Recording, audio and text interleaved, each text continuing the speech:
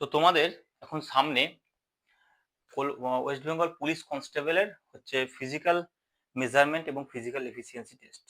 তোমরা জানো জানুয়ারি মাসেই মাঠ হবে, ডেটও মোটামুটি বলে দিয়েছে। তো ব্যাপার হচ্ছে তোমাদের এখন যারা পাস করেছো, যে 60,170 সামথিং যে ছেলেরা তোমরা পাস করেছো তাদের, এবং যারা কেপি কনস্টেবল পরীক্ষা প্রিলিমিনারি দিয়েছো যাদের, তাদের দুই ক্ষেত্রে এখন সামনে একটাই টার্গেট হচ্ছে মাঠ। তো মাঠ সম্বন্ধে আমার অনেকগুলো ভিডিও আছে, কিভাবে 800 মিটার দৌড়াবে, কিভাবে কি কি মেজারমেন্ট, ফিজিক্যাল মেজারমেন্ট টেস্ট প্রয়োজন হয়। হ্যাঁ, ফিজিক্যাল মেজারমেন্ট টেস্টে বুক কতটা লাগে, কতটা ফোলাতে হয়, তোমরা যতটা জানো এবং যতটা বাস্তব অভিজ্ঞতা সেখান থেকেও আমি তোমাদের কিন্তু বলার চেষ্টা করেছি বিভিন্ন ভিডিওতে।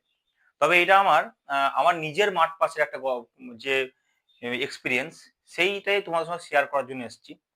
তো ব্যাপার হচ্ছে তোমরা প্রথমে কি কি ডকুমেন্ট লাগে দেখো। দুটো ফিট সার্টিফিকেট আমার কাছে আছে, এইটা একটা ফিট সার্টিফিকেট এবং এটা একটা ফিট সার্টিফিকেট।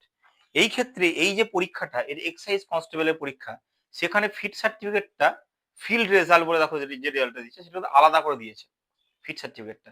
আর এইটাতে দেখো ফিট সার্টিফিকেটটা পাস্ট ইন পিইটি বলে এখানে কিন্তু স্ট্যাম্প মেরে দিয়েছে। তো দু রকম ফিট সার্টিফিকেট দিতে পারে। প্রথমত যেটাই হোক না কেন, তোমাদের প্রথমে ফিজিক্যাল মেজারমেন্ট টেস্ট হবে এবং ফিজিক্যাল মেজারমেন্ট টেস্টে তোমাদের প্রথমে একটা স্টিকার দিয়ে দেবে এখানটাই, এবং এখানেও স্টিকার দিয়েছে। কিন্তু দ্বিতীয় ক্ষেত্রে যখন এফিসিয়েন্সি টেস্ট হলো তখন এখানে কিন্তু পিইটি স্টিকার দেয়নি। এই ক্ষেত্রে এখানে একটা আলাদা করে একটা পেজ আমাকে অ্যাড করে দিয়েছে এখানে, এবং এইটা কিন্তু এখানে স্টিকার মেরে দিয়েছিল। দুই ক্ষেত্রে দুটোই কিন্তু ফিট সার্টিফিকেট তোমরা দেখতে পাচ্ছ। তো ব্যাপার হচ্ছে তোমরা যে কিউআর কোডের অ্যাডমিটটা নিয়ে যাবে, দেখো আমার কথাগুলো গুরুত্ব দিয়ে শুনবে এবং প্রত্যেকটা কথা তোমরা গুরুত্ব দিয়ে শুনলে যারা নতুন মাঠ করছো তাদের কিন্তু খুবই কাজে লাগবে। এবং আমি কোন কোন কথাগুলো বলি সেগুলো অনেকে অনেকে কমেন্ট করো, কমেন্টে বলো যে এরকম সম্ভব নয় বা নয়, কোনটা সম্ভব কি কোনটা নয় সেটা আমি তোমাকে প্রুফ সহ আজকে বলবো। সাধারণত যখন তোমরা মাঠে যাবে তোমাদের একটা কিউআর কোডের এরকম অ্যাডমিট দেবে পিআরবি থেকে, এই অ্যাডমিট, এবং অ্যাডমিটে এখানে কিউআর কোড থাকবে। এটাতেও তাই আছে, দেখতে পাচ্ছ। এই অ্যাডমিটটা তোমাদের ডাইরেক্টলি প্রিন্ট করে নিয়ে যেতে হবে। আমি বলবো তোমরা জেরক্স করবে না, অবশ্যই ডাইরেক্টলি প্রিন্ট করে নিয়ে যাবে। আমার একটা কালার কপি আছে, কালার কপি নাও হতে পারে, ব্ল্যাক অ্যান্ড হোয়াইট হতে পারে। আমার বাড়িতে প্রিন্টার ছিল, আমি কালার কপি নিয়ে গেছি, যদি এগুলি তোমাদের কাজে লাগবে না। তো তোমরা এটা নিয়ে যাবে এবং এখানে বলে দিই যে কি কি লাগবে। অবশ্যই তোমাদের যে westbengalpolice.gov.in এখান থেকে, অথবা ওয়েস্ট বেঙ্গল তোমার যে পিআরবি যে সাইট আছে সেই সাইট থেকে ডাউনলোড করলে অ্যাডমিট ডাউনলোড করার পর তোমাদের কি কি লাগবে, কি কি ম্যান্ডেটারি, অবশ্যই তোমাদের কি করতে হবে, তোমাদের এখানে বলে দিয়েছে তোমাদের কি কি করতে হবে। তোমাদের অবশ্যই অরিজিনাল অ্যাডমিটের সঙ্গে অরিজিনাল আইডি প্রুফ তোমাদের নিয়ে যেতে হবে। Original ID proof, ID card, সেটা হতে পারে তোমাদের ভোটার কার্ড, হতে পারে আধার কার্ড, হতে পারে প্যান কার্ড। আমি সবসময় বলবো এই আইডমিটটা 2 কপি নিয়ে যাবে। এটা খুব ভ্যালুয়েবল জিনিস। কেন ভ্যালুয়েবল? এ কারণেই বলছি, দেখো এটাতেই তোমার ফিজিক্যাল এফিসিয়েন্সি টেস্ট এবং ফিজিক্যাল মেজারমেন্ট টেস্টে যে ফিট সার্টিফিকেটের যে স্টিকার সেটা যেন থাকে, এবং এটা পরবর্তী ক্ষেত্রে কাজে লাগে। এখানেও তাই, দেখো যদি তোমাকে এরকম করে আলাদা কাগজ দিয়ে দেয়, এখানেও কিন্তু সিগনেচার করা থাকে এবং থাকে, এবং এখানে ভেরিফাই করা থাকে ওদের দ্বারা। হ্যাঁ, ওরা ভেরিফাই করে এবং স্টিকারটা সেটা, এটা কিন্তু যথেষ্ট ভ্যালুয়েবল। অর্থাৎ এই যে অ্যাডমিট কার্ডটা অবশ্যই 2 কপি নিয়ে যাবে। এ কারণেই কোনো কারণবশত যদি তাড়াহুড়োতে বা কোনোভাবে ছিঁড়ে যায় অ্যাডমিটটা, বা জল পড়ে গিয়ে নষ্ট হয়ে যায় যে কোনো ভাবে, সেক্ষেত্রে তোমাদের অ্যাডমিটটা কিন্তু স্টিকার চেটানোর জায়গা পাবে না এবং সেখানে তোমরা বিব্রত হবে এবং বিপদে পড়ে যাবে। তার জন্য অবশ্যই 2 কপি রাখবে। একটা খুব সেফলি ব্যাগের মধ্যে রেখে দেবে এবং একটা হাতে নিয়ে তোমরা যাবে। যদি কোনোভাবে নষ্ট না হয় তখন সেটাতেই তোমার কাজ চলে যাবে, কিন্তু যদি নষ্ট হয়ে যায় সেক্ষেত্রে তোমাকে অবশ্যই দ্বিতীয় অ্যাডমিটটা তোমার কিন্তু উপকারে আসবে। তো এটা বলে দিলাম, অ্যাডমিট কার্ড 2 কপি নিয়ে যাবে। আইডি কার্ড তোমাদের একটা যে কোনো চেয়েছে, কিন্তু আমি বলবো দুটো আইডি কার্ড নিয়ে যাবে। প্যান কার্ড, আধার কার্ড হোক, ভোটার কার্ড, আধার কার্ড হোক, যে কোনো কারণবশত কোনো রকম সমস্যা হলে দুটো আইডি কার্ড নিজের কাছে রাখবে, রাখলেও সমস্যা নেই। এবং তাদের জেরক্স কপি নিয়ে যাবে। এগুলো দরকার নেই, কিন্তু আমি বলছি তোমাদের সেফটির জন্য। 3 নম্বর হচ্ছে তোমাদের যে কার্ড, এই তোমাদের যে কাস্ট সার্টিফিকেট, যেটা তোমাদের বলা থাকবে। খুব ওবিসি নিয়ে সমস্যা হচ্ছে, ওবিসি রিভ্যালিডেশন লাগবে কি লাগবে না, দেখো যদি ওবিসি রিভ্যালিডেশন না হয়েছে সেক্ষেত্রে পুরোনো সার্টিফিকেটটাই নিয়ে যাবে। রিভ্যালিডেশন হলে ওটা নিয়ে যাবে, ওবিসি কাস্ট সার্টিফিকেট নিয়ে যাবে। আর কি করবে, যারা মেয়েদের যে রান যেটা শুরু হবে রান মেয়েদের ক্ষেত্রে যদি কেউ প্রেগনেন্ট থাকে অবশ্যই তোমরা তোমাদের হেলথ সেন্টার বা যে কোনো জায়গা থেকে একটা সার্টিফিকেট মেডিকেল সার্টিফিকেট নিয়ে যাবে যে আমি দৌড়াতে পারবো না, এটা তোমার প্রুফ, তোমার সেখানে কিন্তু পাস করানো হবে। মেয়েদের ক্ষেত্রে 800 মিটার রান আছে তোমরা জানো, এবং ছেলেদের ক্ষেত্রে 1600 মিটার রান আছে তোমরা জানো। ট্র্যাক 200 মিটার এবং 400 মিটার, বহরমপুরে মনে হয় 400 মিটার ট্র্যাক আছে। ট্র্যাক যত বড় হবে ততটা সুবিধা হয় বলে মনে হয়। আমি কোনোদিন 400 মিটার ট্র্যাকে দৌড়াইনি, যতবার পাস করেছি 200 মিটার ট্র্যাকে দৌড়েছি, কিন্তু 400 মিটার ট্র্যাক হলে আমি শুনেছি সুবিধা হয়। এবং আমরা প্র্যাকটিসেও দেখেছি যে 400 মিটারে সময়টা একটু এরকম মাইন্ডে রাখার দরকার নেই, 200 কি 400 রাখার দরকার নেই, তোমরা পাস করেছো এখানে মানে পাস করবে। আর কি লাগবে? আর তোমাদের সবসময় অবশ্যই তোমাদের যেটা বলছিলাম যে তোমাদের কিছু এর বাইরে কোনো ডকুমেন্ট তো তোমাদের কিছু হচ্ছে না, যখন অ্যাডমিট ইস্যু হবে তখন আমি বলে দেবো আলাদা করে ভিডিও করে। কিন্তু তোমরা অবশ্যই মেজারমেন্টটা ঠিকঠাক করে যাবে। তোমার ওজন যদি কম থাকে তো এই কয়েকদিনে হয়তো ওজন বাড়ানো সম্ভব নয়, খুব যদি কম থাকে 2-1 কেজি থাকলে আমি বারবার বলেছি জল খাবে, কলা খাবে এবং হাই প্রোটিন খাবার খাবে, ওজন একটু হলেও গেন হবে। আর যাদের কেপি কনস্টেবল আছে, মাঠ আছে, যাদের একটু সময় পাচ্ছ, তোমাদের যদি ওজন কম থাকে 52 কিলো 53 কিলো এরকম ওজন থাকে, 57 কিলো করতে হবে, সেক্ষেত্রে এখন হাই প্রোটিন খাবার খাওয়া দাওয়া করবে, প্রচুর পরিমাণে হাই প্রোটিন খাবার একটা লিস্ট তৈরি করবে, দরকার হলে ডাক্তার দেখিয়ে নেবে, বলবে যে আমার ওজন ইনক্রিজ করতে হবে, তো তোমরা হাই প্রোটিন খাবার দাবার খাবে এবং আজে বাজে খাবার খাবে না, অটোমেটিক তোমার ওজনটা বেড়ে যাবে। তো ব্যাপার হচ্ছে ওজন 57 কিলো অবশ্যই লাগবে, এতে কমে কিন্তু তোমরা কোনো মতেই পাস করবে না। কেননা যে মেশিনের ওপর দাঁড় করিয়ে তোমাদের বারবার বলেছি আবার বলছি তোমাদের ওজন এবং হাইট মাপা হয়, সেটা পুরোপুরি কম্পিউটার জেনারেটেড সার্টিফিকেট বার করে, অর্থাৎ তুমি চাইলেও, উনি যদি চান যে তোমাকে পাস করে দেবে, চাইলেও পারবে না। বুক কিন্তু পারবে, বুককে হাতে ফিতেতে মাপা হয়, সেখানে কোনো কম্পিউটারের সঙ্গে কোনো কিছু ফিতে অ্যাড থাকে না, সেই জন্য বুকটা কিন্তু তোমার হয়তো কোনোভাবে তোমাকে হেল্প করলেও করতে পারেন, কিন্তু ওজন এবং হাইটে হেল্প করতে পারবেন না। তাই তোমাদের অবশ্যই ওজনটা সম্বন্ধে সচেতন থাকতে হবে এবং হাইট সম্বন্ধে তোমাদের সচেতন থাকতে হবে। হাইট যাদের একদম গায়ে গায়ে, আমি বারবার বলেছি দাঁড়ানোর প্রসেসটা ঠিক রাখবে, একদম স্ট্রেট দাঁড়াবে, মাথা হালকা সামান্য ঝোকাবে, একটু ঝোকালে পয়েন্ট সামথিং এর ডিফারেন্স হয় এবং সেখানে তোমাদের বেরিয়ে যাওয়ার সম্ভাবনা থাকে। 2 নম্বর খুব ইম্পর্টেন্ট একটা পয়েন্ট বলে দিই, কেউ যদি কখনো ফিট সার্টিফিকেট থেকেছে, কখনো যদি ফিজিক্যাল মেজারমেন্ট টেস্টে তোমরা পাস করেছো, হাইট এবং ওয়েটে উইথ গেছো, ওয়েট কমা বাড়া হতে পারে, হাইট কমা বাড়া সচরাচর হয় না, তাহলে ফিট সার্টিফিকেটের সঙ্গে নিয়ে যাবে। যদি হাইটে তোমাকে বাদ দেওয়া হয়, সাপোজ ধরো তোমার 167 সেন্টিমিটার হাইট আছে, একদম অ্যাকিউরেট, এবং এই হাইট নিয়ে তুমি কখনো পাস করেছো, এখন তুমি ওয়েট করতে, ওজন হাইটে দেখা যাচ্ছে যে 166.8 দেখাচ্ছে, এরকম দাঁড়াচ্ছে, তখন তুমি সার্টিফিকেটটা দেখাবে যে দেখুন আমার 167তে আমি একবার পাস করেছি, তাহলে আমার এই 0.2 মিটার হয়তো দাঁড়ানোর সমস্যার জন্য আমার কমে গেছে, আমাকে আর একবার দাঁড়াতে সুযোগ দেওয়া হোক, তখন তারা কিন্তু দাঁড়াতে দেবে।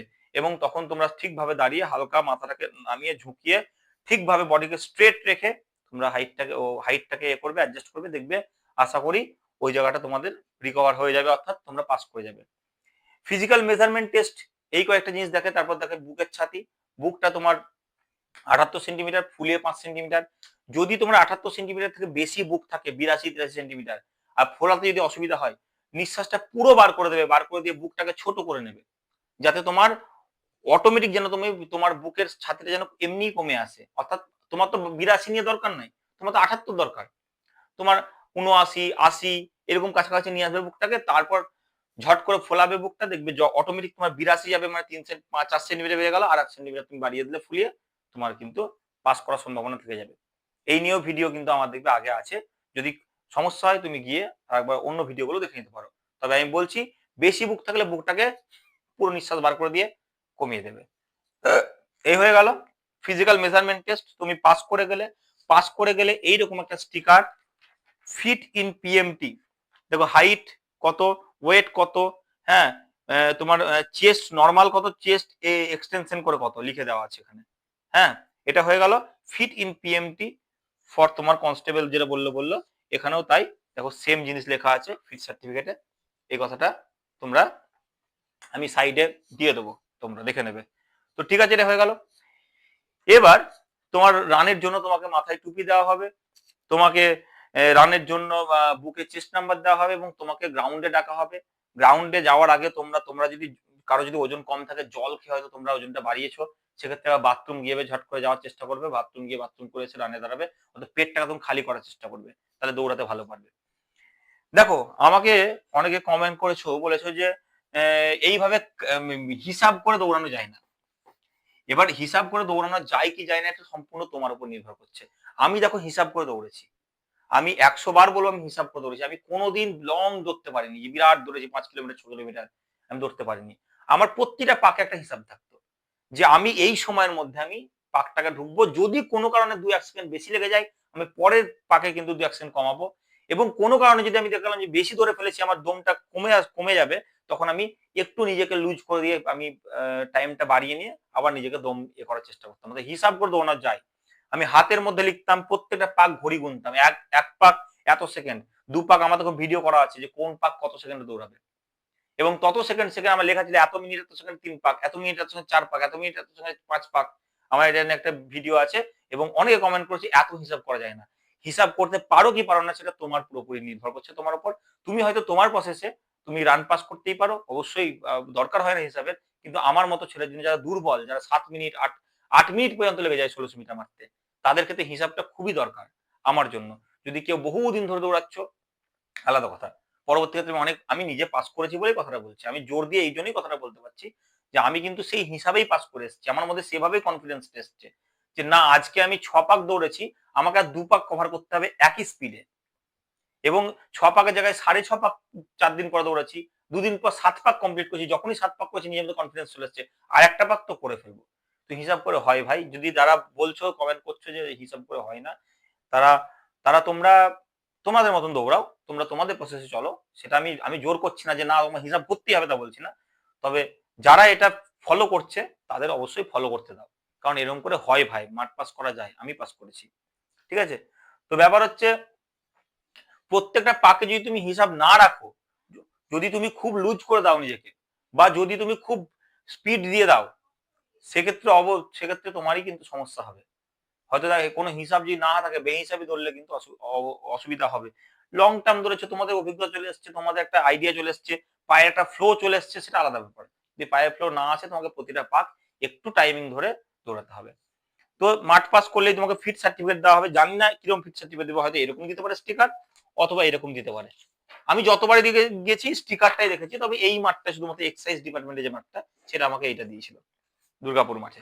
ঠিক আছে, এবং এখানে আমার application serial number, PET PMT roll number, আমার ক্যাটাগরি কি ছিল, হ্যাঁ, আমার ডেট অফ পিএমটি কি ছিল, কোথায় সেন্টার পড়েছিল সেটা, এবং আমার পাস্ট ইন পিইটি বলে এই যে বড় করে একটা ছিল, এবং এখানে একটা সিগনেচার ছিল।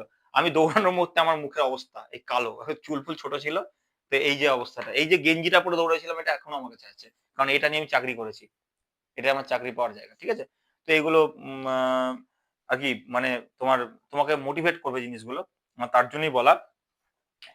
তো কখনো ডিমোটিভেট হবে না। আর সত্যি কথা বলি যে তোমার মধ্যে যদি কনফিডেন্স থাকে, তুমি অবশ্যই তোমার মধ্যে সেই জায়গাটা তৈরি করে নিতে পারবে তুমি, যে আমি পাস করতে পারবো। তোমার যদি আজকেও যদি মনে হয় যে না স্যার 7 মিনিট লেগে যাচ্ছে, 7.5 মিনিট লেগে যাচ্ছে, এখনো বলবো তুমি আশা ছিল না।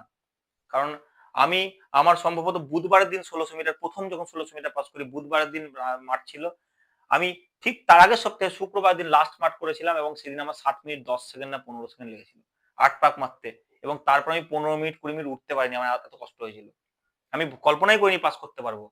হ্যাঁ, তো যাই হোক, আমার কোন এক বন্ধু আমাকে খুব হেল্প করেছিল, সে জোর জবরদস্তি আমাকে নিয়ে গেছিল মাঠে, আমি যাচ্ছিলামই না মাঠে। আমার মধ্যে আমি জানি তো যে যারা আজকে দেখছে 7 মিনিট পেরিয়ে যাচ্ছে, তারা ভেবেই নেবে যে আর তো ভাই মাঠ হবে না আমার। তো আমিও সেটা ভেবে নিয়েছিলাম। আমার সেই বন্ধু কিন্তু পাস করতে পারেনি, কিন্তু সে আমাকে জোর করে নিয়ে গেছিল যে চল দেখা যাক না মাঠে গিয়ে, কেউ ঘুরে আসা তো হবে। তো ঘুরে আসতে গিয়ে মাঠ পাস করেছিলাম, ঘুরে আসতে গিয়েই মেন পাস করেছিলাম, ঘুরে আসতে গিয়ে ইন্টারভিউ পাস করেছিলাম, ঘুরে আসতে গিয়ে কিন্তু চাকরি পেয়েছি। তো সেক্ষেত্রে তোমার মধ্যে কি কনফিডেন্স কাজ করবে, তোমার মেন্টালি কতটা তুমি স্ট্রং, সেই সময় তোমার মধ্যে তুমি কতটা নিজেকে তুমি প্রস্তুত করতে পারছো, বা নিজেকে তুমি সর্বোচ্চ দিতে পারছো তোমার দম, সেটা তোমার উপর ডিপেন্ড করছে। তুমি যদি তোমার বাবা মার মুখের দিকে তাকাও, যদি তুমি তোমার পারিপার্শ্বিক দেখাও, তুমি যদি তোমার ভবিষ্যতের দিকে তাকাও, আমি বলবো অবশ্যই পারবে। তোমার 7 মিনিট লাগুক না কেন, পেরিয়ে যাক না কেন, তাও তুমি অবশ্যই পাস করতে পারবে। দেখো মোটিভেশনে সবকিছু হয় না বলেও মোটিভেশন অনেক কিছু হয়। তো মোটিভেশনই কিন্তু আমাকে মাঠ পাস করিয়েছিল। হ্যাঁ, পড়াশোনার জন্য আমি আমি অন্যান্য পরীক্ষা পাস করেছি আলাদা, মোটিভেশন সব পড়াশোনা দরকার, কিন্তু এখানে আমি যতটা না পরিশ্রম করেছি আমার মোটিভেশন কিন্তু আমাকে পাস করিয়েছিল। আমি শেষ দুপাক যখন দৌড়াতে পারছি না তখন আমি বললাম যে মরে যাবো তো মরে যাবো মাঠে, কিন্তু আমাকে মাঠ পাস করতেই হবে। ঠিক আছে? তো এই চিন্তা ভাবনা যদি মনের মধ্যে আসে অবশ্যই পাস করতে পারবে। সবাইকে অনেক অনেক শুভেচ্ছা রইলো, তোমরা সবাই পাস করো।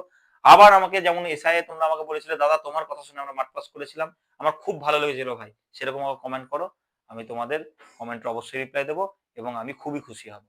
ধন্যবাদ।